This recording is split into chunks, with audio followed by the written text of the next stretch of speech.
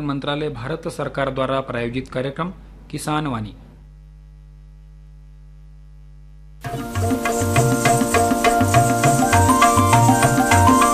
किसान वाणी, किसान वाणी, किसान वाणी, किसान वाणी।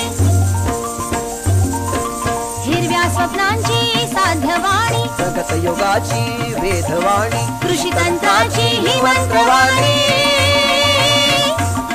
किसान वाणी, किसान वाणी, किसान वाणी, किसान वाणी। सफल शेतीची भाष्यवाणी, पेरन काढन सांगे वाणी, शेती सुखाची आधारवाणी। किसान वाणी, किसान वाणी, किसान वाणी, किसान वाणी, किसान वाणी, किसान वाणी, किसान वाणी, किसान वाणी, किसान वाणी, किसान वाणी, किसान वाणी, किसान वाणी, किसान वाणी, किसान वाणी, किसान वाणी, किसान वाणी, किसान वाणी, किसान वाणी।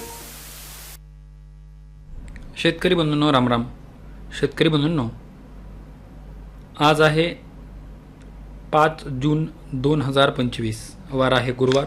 सर्व शेतकरी बांधवांचं किसान वाणी या कार्यक्रमात मी निवेदक सचिन जगताप अगदी मनापासून स्वागत करतो। शेतकरी बंधूंनो, कार्यक्रमाच्या सुरुवातीला आपण ऐकूयात विकसित कृषी संकल्प अभियान 2025 याविषयी कृषी विज्ञान केंद्र खामगाव येथील कार्यक्रम समन्वयक डॉक्टर हनुमान गरुड यांची सचिन जगताप यांनी घेतलेली मुलाखत।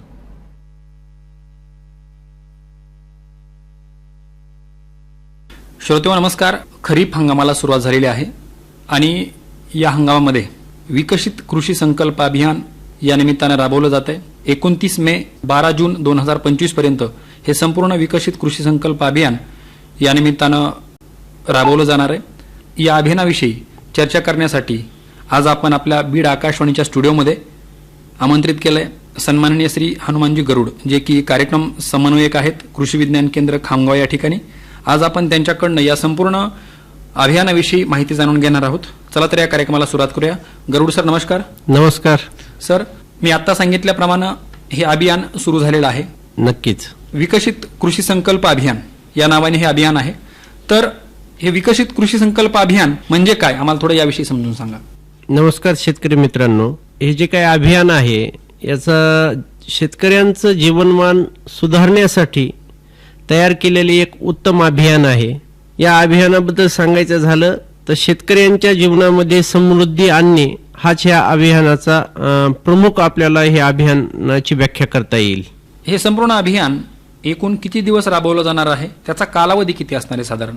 निश्चितच या अभियानाची सुरुवात संपूर्ण देशामध्ये 29 मे या दिवशी झालेली आहे आणि हे अभियान तेव्हापासून 12 जून पर्यंत म्हणजे संपूर्ण कालावधी हा 15 दिवसांचा या अभियानाचा आहे। तर हे अभियान देशव्यापी आहे। याची सुरुवात देशामध्ये 29 मे रोजी भुवनेश्वर येथील ओडिशा कृषी आणि तंत्रज्ञान विद्यापीठ या ठिकाणी आपल्या भारताचे माननीय केंद्रीय कृषी मंत्री शिवराज सिंह चौहान यांच्या हस्ते झालेली आहे आणि आपल्या महाराष्ट्रामध्ये देखील वसंतराव नाईक मराठवाडा कृषी विद्यापीठ परभणी येथे 29 मे रोजी आपल्या राज्याचे मुख्यमंत्री माननीय देवेंद्रजी फडणवीस साहेब तसेच उपमुख्यमंत्री यांच्या शुभ हस्ते या अभियानाची सुरुवात आपल्या महाराष्ट्रात झाली।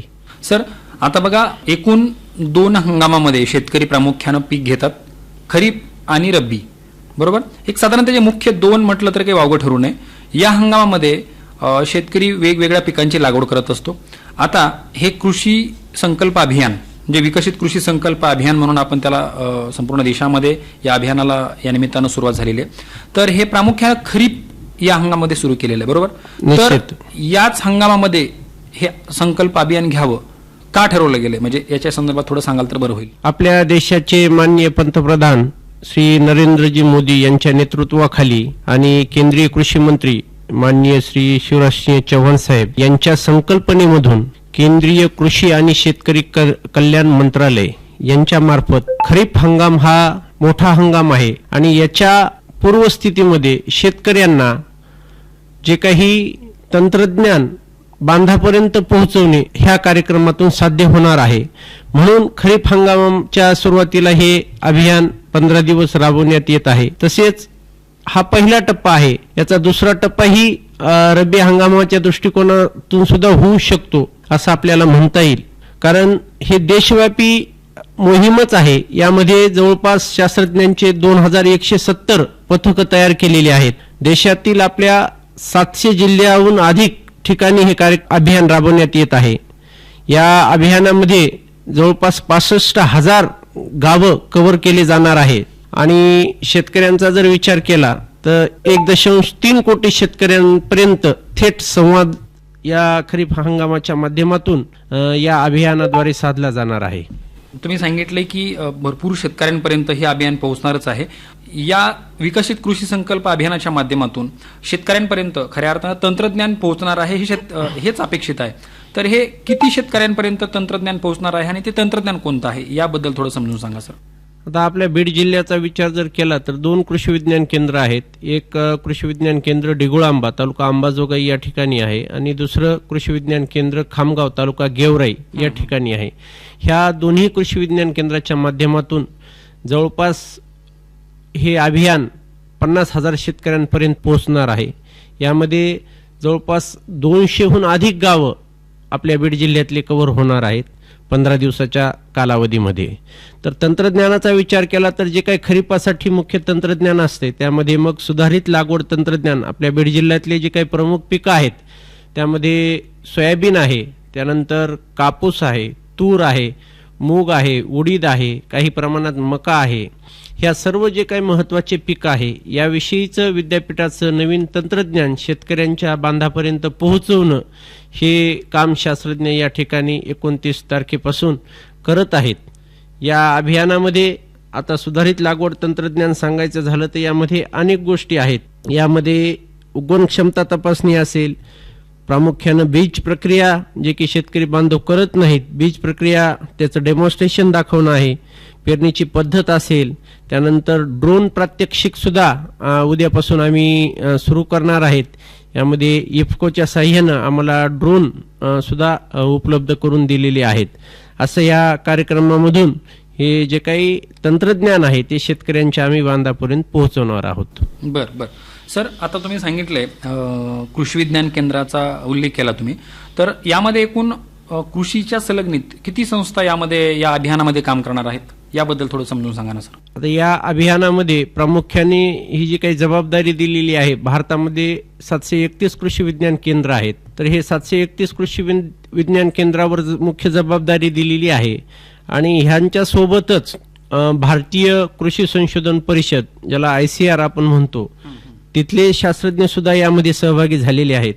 त्यानंतर SCU म्हणजे स्टेट ॲग्रिकल्चर युनिव्हर्सिटी यामधील देखील शास्त्रज्ञ या अभियानामध्ये आपल्याला उपलब्ध झालेले आहेत. त्याचप्रमाणे महाराष्ट्र शासनाचा कृषी विभाग असेल, आत्मा असेल, त्यानंतर जे काही संलग्नित संस्था असतील काही इफ्को आहे, त्यानंतर कोरोमंडल आहे, असे देखील आपल्याला या अभियानामध्ये सहभागी होऊन सहकार्य करत आहेत. बर सर, या संपूर्ण अभियानाचा उद्देश काय थोडा तो समजून सांगा मला. उद्देश प्रामुख्यानं मी सुरुवातीलाच नमूद केला की मुख्य उद्देश आहे की शेतकऱ्याचं जीवनमान उंचावणं. जीवनमान उंचावणं ह्यासाठी काय करावं लागेल. आपल्या हातामध्ये 2 गोष्टी आहेत, उत्पादन खर्च कमी करणे आणि शेतीतलं उत्पादन वाढवणे. उत्पादन खर्च कमी करणे म्हणजेच उत्पादन वाढवल्यासारखं आहे. ह्यासाठी काय करावं लागेल तर जे काही विद्यापीठानं तंत्रज्ञान दिलेलं आहे शेतकऱ्यांना ते तंत्रज्ञान शेतकऱ्यांपर्यंत पोहोचवणं हा मुख्य उद्देश आहे. मग त्यामध्ये मेथड डेमॉन्स्ट्रेशन असतात, आपल्याला करून दाखवायचं आहे. त्या ठिकाणी बीज प्रक्रियेचा डेमो करून दाखवायचा आहे. उगवण क्षमता तपासायची कशी याचं प्रात्यक्षिक त्या ठिकाणी दाखवणार आहोत आम्ही, किंवा चालू सुद्धा आहे ते ह्या गोष्टी. त्यानंतर काही कृषी संबंधित महाराष्ट्र शासनाच्या काही योजना आहेत का, भारत सरकारच्या काही कृषी संबंधित योजना आहेत का, त्या शेतकरी बांधवांना अवगत करून देणं हा या कार्यक्रमाचा मुख्य उद्देश आहे. आता आपण उल्लेख करताना सांगितलं अनेक कृषी विज्ञान केंद्र असतील, कृषीच्या संलग्नित अनेक संस्था या अभियानामध्ये प्रामुख्यानं काम करणार आहेत आणि त्याचा फायदा शेतकऱ्यांना नक्की होणार आहे. मला एक प्रश्न विचारायचा आहे की कृषी विज्ञान केंद्र, कारण शास्त्रज्ञांचा आणि कर्मचाऱ्यांचा एकत्रित वावर कृषी विज्ञान केंद्रामध्ये प्रामुख्याने पाहायला मिळतो. आता या अभियानाच्या माध्यमातून कृषी विज्ञान केंद्राचं मुख्य उद्देश काम हे काय असणार आहे? मुख्य उद्देश कृषी विज्ञान केंद्राचा तर आमचं एक्सटेन्शन वर्क आहेच. म्हणजे विद्यापीठाचं तंत्रज्ञान आहे ते शेतकऱ्यांपर्यंत पोहोचवणं ही आमची जबाबदारी आहे. आणि ते काम सातत्यानं आपल्या दोन्ही कृषी विज्ञान केंद्राच्या माध्यमातून बीड जिल्ह्यामध्ये होत असतं. या माध्यमातून आम्ही काही तयारी केलेली आहे. या ठिकाणी आम्ही एक रथ तयार केलेला आहे. मग त्यामध्ये तंत्रज्ञानाचे स्टिकर्स आमच्या त्या रथाला चिटकवलेले आहेत.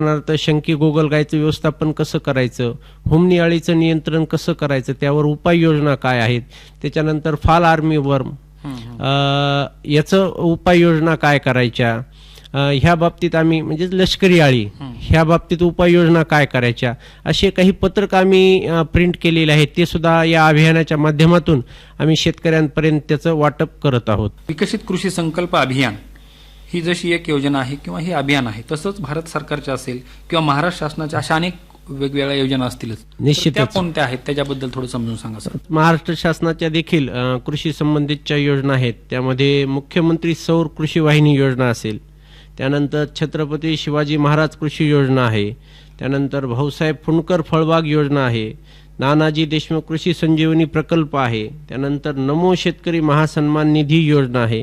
या सुद्धा महाराष्ट्र शासनाच्या कृषी संबंधितच्या योजना आहेत. शेतकरी बांधवांनी याचा देखील लाभ घ्यावा. आता कृषी संबंधितच्या भारत सरकारच्या जर योजनेचा विचार केला तर अनेक योजना शेतकऱ्यांसाठी केंद्र शासनाच्या आहेत. यामध्ये प्रामुख्याने प्रधानमंत्री किसान सन्मान निधी असेल, त्यानंतर प्रधानमंत्री फसल विमा योजना आपणा सर्वांना ज्ञातच आहे, ज्याला पीक विमा शेतकरी बांधव म्हणतात, ती योजना आहे. त्यानंतर मृदा आरोग्य पत्रिका योजना आहे. त्यानंतर परंपरागत कृषी विकास योजना आहे PKVY. प्रधानमंत्री कृषी सिंचन योजना आहे. कृषी यांत्रिकीकरण उपमिशन ही एक योजना आहे. त्यानंतर किसान क्रेडिट कार्ड योजना देखील आहे. आता नमो ड्रोन दीदी योजना देखील आहे. यामध्ये महिला बचत गटांना 80% ड्रोनचं अनुदान आहे, म्हणजे 8 लाखापर्यंत. त्यानंतर राष्ट्रीय मधमाशी पालन आणि मध अभियान ही देखील योजना आहे. त्यानंतर 10,000 शेतकरी उत्पादक संघटनांची निर्मिती आणि प्रोत्साहन ही देखील केंद्र शासनाची योजना आहे. प्रधानमंत्री किसान मानधन योजना आहे. राष्ट्रीय शेती मिशन म्हणजेच राष्ट्रीय नैसर्गिक शेती अभियान ही देखील केंद्र शासनाची आता योजना आलेली आहे. या संबंधित सुद्धा कृषी विज्ञान केंद्रावर फार मोठी जबाबदारी देण्यात आलेली आहे. या राष्ट्रीय नैसर्गिक शेती मिशनच्या माध्यमातून आपल्या जिल्ह्यातील शेतकऱ्यांना नैसर्गिक शेतीचे धडे सुद्धा या ठिकाणी कृषी विज्ञान केंद्राच्या माध्यमातून आम्ही देणार आहोत. त्यानंतर डिजिटल कृषी अभियान आहे. पशु किसान क्रेडिट कार्ड योजना असेल, प्रधानमंत्री मत्स्य संपदा योजना, अशा भारत सरकारच्या कृषी योजना आपल्याला सांगता येतील. बर सर, आपण अनेक वेळा केंद्र शासनाच्या असेल, राज्य शासनाच्या असेल, अशा अनेक योजना शेतकऱ्यांसाठी आपण पाहत असतो. आता तुम्ही सांगितल्याप्रमाणे अनेक योजना आहेत, परंतु विकसित कृषी संकल्प अभियान ही जी योजना आहे, या योजनेच्या माध्यमातून खऱ्या अर्थानं शेतकऱ्यांच्या आयुष्यामध्ये बदल होईल असं अनेक लोकांना वाटतंय. तर ते कसं, त्याच्याबद्दल थोडं समजून सांगा सर. आता विकसित संकल्प कृषी अभियान ही योजना आपल्याला म्हणता येणार नाही, हे एक अभियान आहे. यामध्ये शेतकऱ्यांपर्यंत तंत्रज्ञान हे पोहोचणार आहे. म्हणजे शेतकऱ्यांना आपण नॉलेज देणार आहोत बिलकुल की कोणत्या उत्पादन बाबीचा आपण जर वापर केला तर उत्पादन खर्च कमी होईल आणि आपलं उत्पादन वाढेल आणि आपलं शेतकऱ्याचं जीवनमान कसं उंचावेल, ह्या दृष्टिकोनातून प्रयत्न या अभियानाच्या माध्यमातून होणार आहे. शेतकऱ्यांना म्हणजे ज्ञानाचं दान या ठिकाणी होणार आहे शास्त्रज्ञांमार्फत, आणि शेतीचा विकास हा या अभियानाच्या माध्यमातून होणार आहे.